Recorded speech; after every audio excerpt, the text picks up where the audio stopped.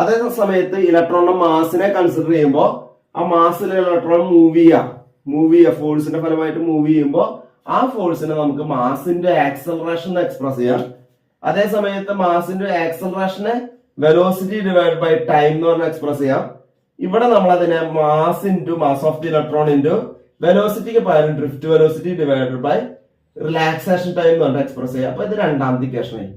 ഒരു ഫോഴ്സിനെ electrostatic force ആയിട്ടും അടുത്ത ഫോഴ്സിനെ ന്യൂട്ടന്റെ ഫോഴ്സ് ആയിട്ടും നമ്മൾ എക്സ്പ്രസ് ചെയ്യുന്നുണ്ട്. അതിനെ കൺവേർട്ട് ചെയ്ത് drift velocity divide by relaxation time എന്നാക്കിയപ്പോ ഈ രണ്ട് ഇക്വേഷനും കൂടി നമ്മൾ ഇക്വേറ്റ് ചെയ്ത് കഴിഞ്ഞാൽ നമുക്ക് എന്ത് കിട്ടും?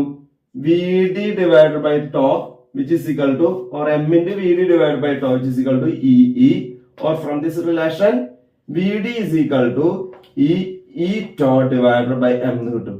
ഇതാണ് ഡ്രിഫ്റ്റ് വെലോസിറ്റി റിലാക്സേഷൻ ടൈം തമ്മിലുള്ള